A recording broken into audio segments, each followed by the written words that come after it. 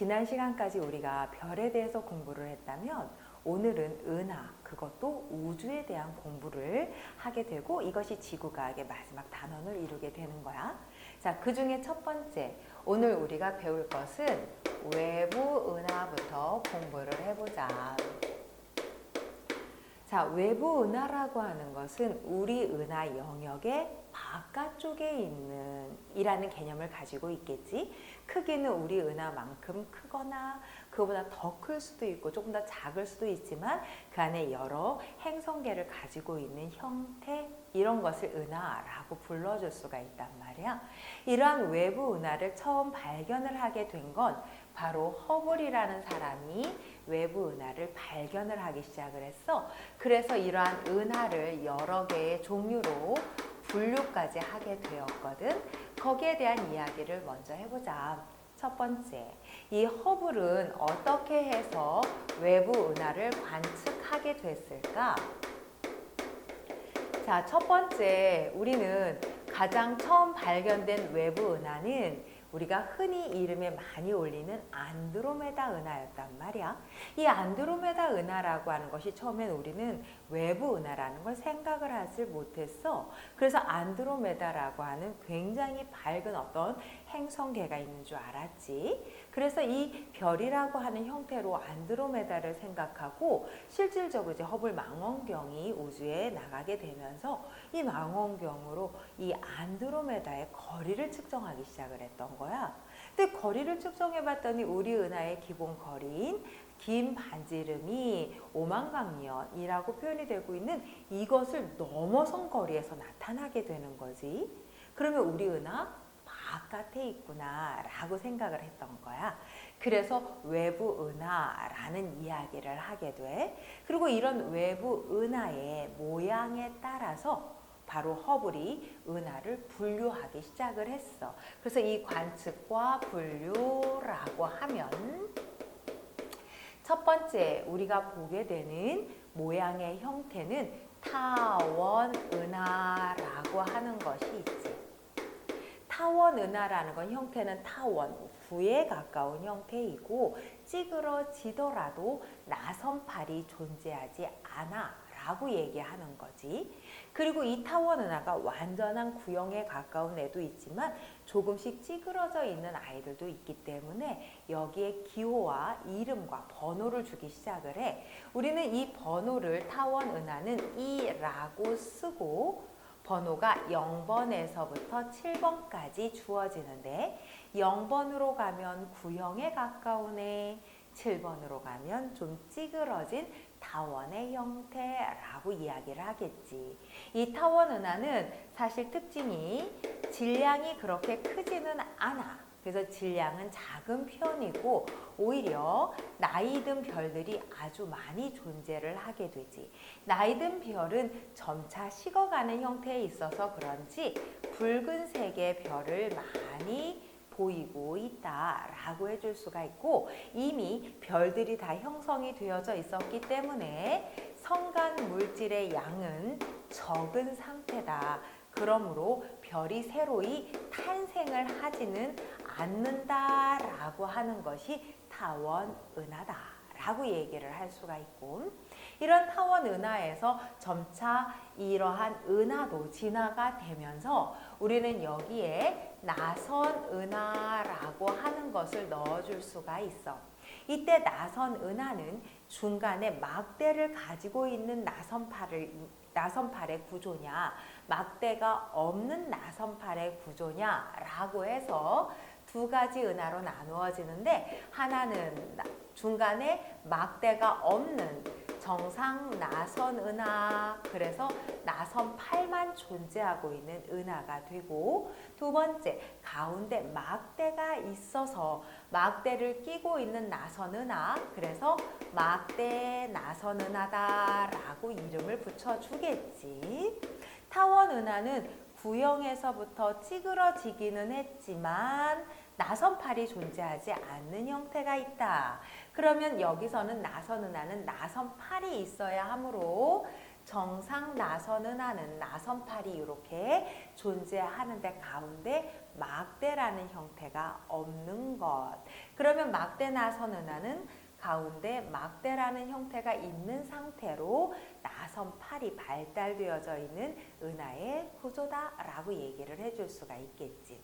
자, 이러한 나선 은하라고 하는 것은 이 나선 은하 안에서 우리가 다시 기호를 나눌 건데 정상 나선 은하는 S라고 이름을 붙이고 이 안에서 A, B, C라고 이름을 붙여줄 거야. 막대 나선 은하는 SB라고 이름을 붙이고 이 안에서 A, B, C의 형태로 구조가 나뉘어지게 되겠지?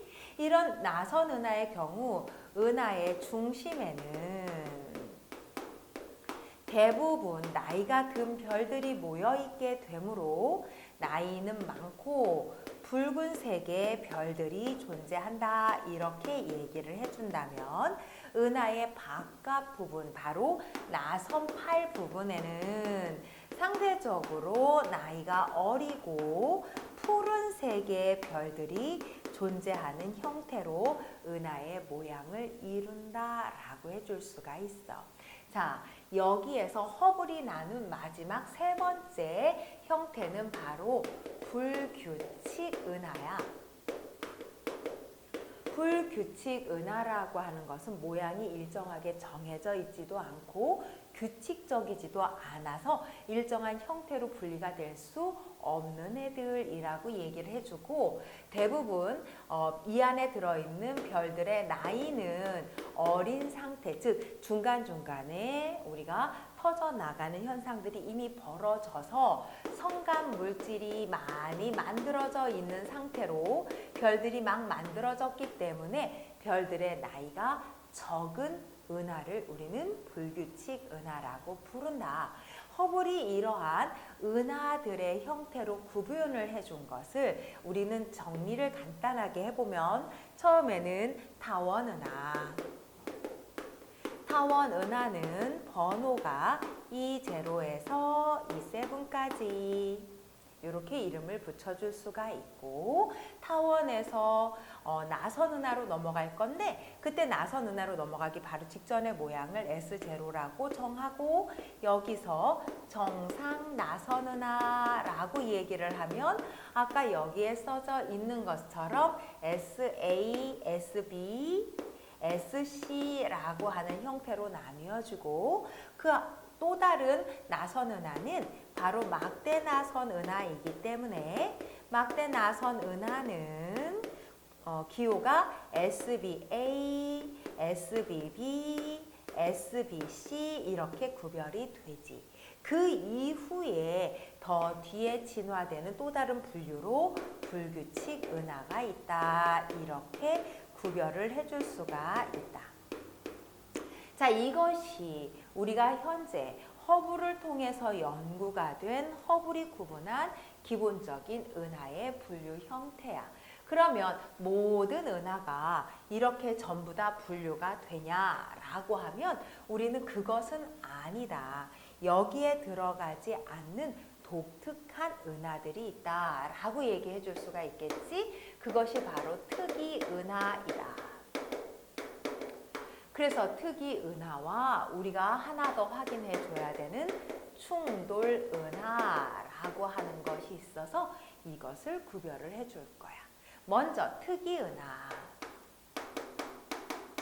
아까 이야기한 것처럼 특이 은하는 허블의 은하의 분류 영역 안에 사실은 들어가지 않는 독특한 은하들이다 라고 불러주겠지. 그 중에 첫 번째가 전파 은하.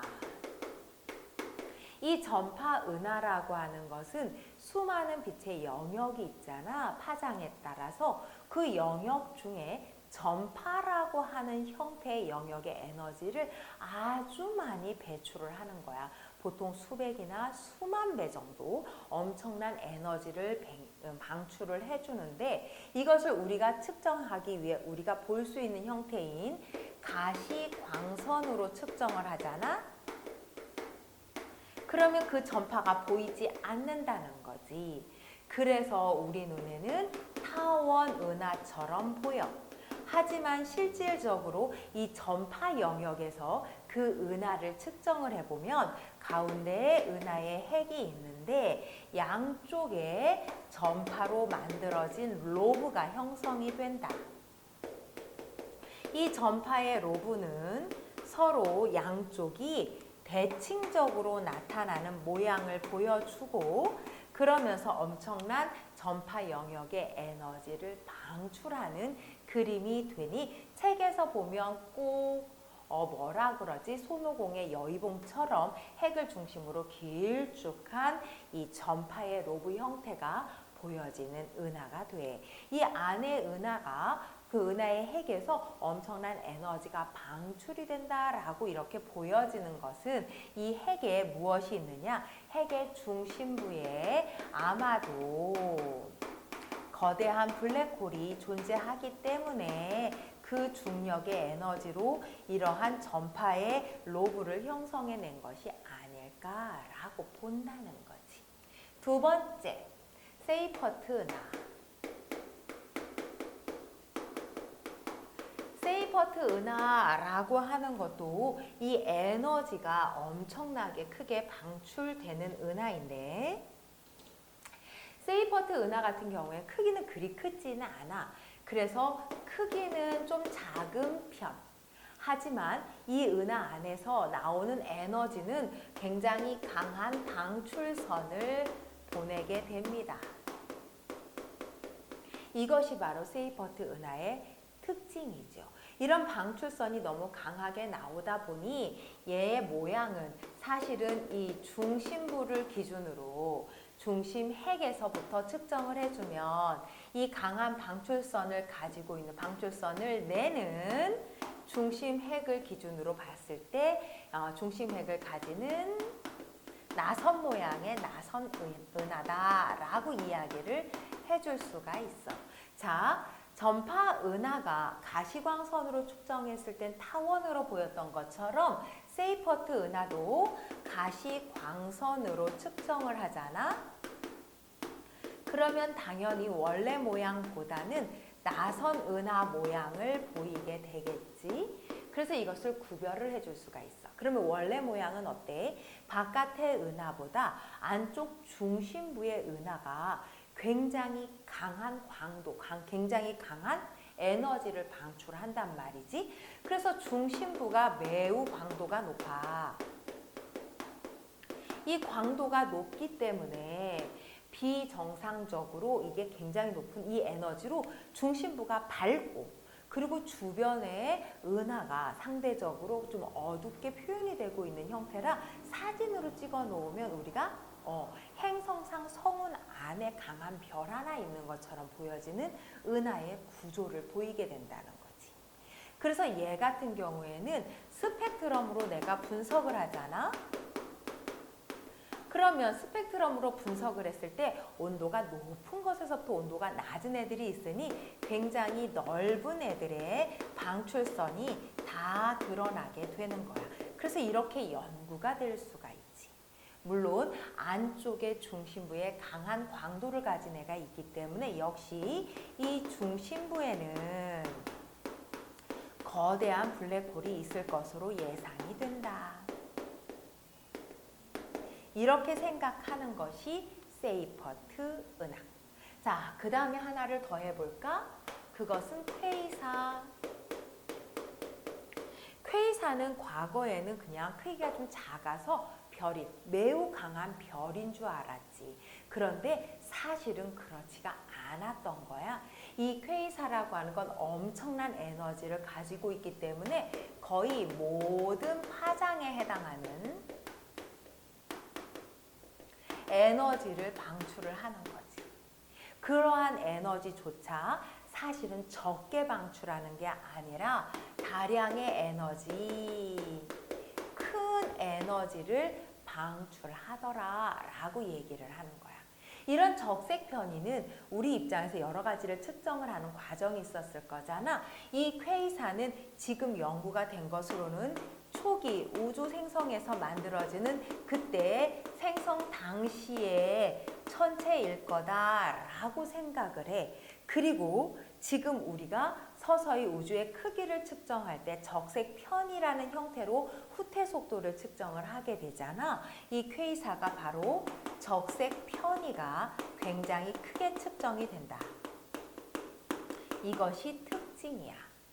자, 얘 같은 경우에는 워낙 전체적으로 광도가 강하기 때문에 이 광도가 강하다는 건 그만큼 밝게 빛을 내고 있다는 뜻이겠지. 이 밝게 빛을 내고 있는 애가 여기 안에서의 중심부의 광도를 비교할 수 있잖아. 이 중심부의 광도가 전체적으로 밝은데도 불구하고 중심부는 더 밝단 말이야. 그래서 우주 전체, 즉 이 은하 전체에 해당하는 광도에 비교를 해봤을 때 이 중심부의 광도는 세이퍼트 은하가 워낙 중심부의 강도가 강하잖니? 이 세이퍼트 은하보다도 중심부의 강도가 높더라, 크더라. 그래서 가장 크다 이렇게 얘기를 여기서는 해볼게. 이해가 됐어? 자, 그러면 얘네들은 크기는 별처럼 보일 정도로 좀 작아. 그럼에도 불구하고 굉장히 큰 에너지를 방출하는 은하이니 역시 중심부에 누가 있을 거라고 생각을 하느냐? 거대한 블랙홀이 존재할 거다. 이렇게 생각을 하는 특이 은하에 들어가는 거야. 자, 특이 은하라고 하는 것은 전파 은하, 세이퍼트 은하, 그리고 퀘이사라고 얘기를 해줄 수가 있고, 이러한 특이 은하는 전체적으로 독특한 에너지가 많이 방출이 되기 때문에 큰 에너지의 방출이라고 하는 것으로 우리가 과거의 에너지 방출의 형태를 할 수 있었던 어떤 별이 있어서 그 별이 지금은 거대한 블랙홀을 형성하고 있지 않을까라고 예상할 수 있는 그러한 은하의 형태가 된다. 두 번째, 충돌 은하. 충돌 은하라고 하는 것은 하나의 은하가 또 다른 은하와 서서히 거리가 가까워지다가 충하고 풍돌을 하는 건데, 충돌을 해줄 때 문제는 은하와 은하가 충돌은 되지만 은하 안에 별들까지 충돌하지는 않는다는 게 특징이야. 무슨 뜻이겠어? 워낙 별의 크기보다 별 옆에 있는 은하를 이루는 공간의 크기가 워낙 커서 실질적으로 은하와 은하가 충돌은 했으나 그 안에 있는 모든 별들이 충돌을 하는 것까지를 의미하지는 않는다라고 얘기를 해. 이 대표적인 은하로는 바로 우리 은하가 지금 충돌 은하로 서서히 넘어가게 될 거예요. 우리 은하와 안드로메다 은하, 가장 가까이에 있어서 우리에게 먼저 측정이 되었던 이 안드로메다 은하가 서서히 다가오고 있는 중입니다. 그래서 대략 시간이 약 40억 년 정도 시간이 지나간다. 그러면 충돌이 시작이 되고요. 약 60억 년쯤 앞으로 지나갔다. 그러면 두 개의 은하는 더 이상 두 개의 은하가 아니라 하나의 은하로 바뀌게 될 거다라고 하는 것이 현재 우리가 예측하고 있는 우리 은하의 미래다라고 생각을 해볼 수 있다. 자, 어때? 은하라고 하는 것도 별에 우리가 다양한 특징을 본 것처럼 은하에도 특징이 있고 은하의 분류가 있어. 이러한 은하의 특징과 그 각각의 분류의 이름은 암기하고 있어야 합니다.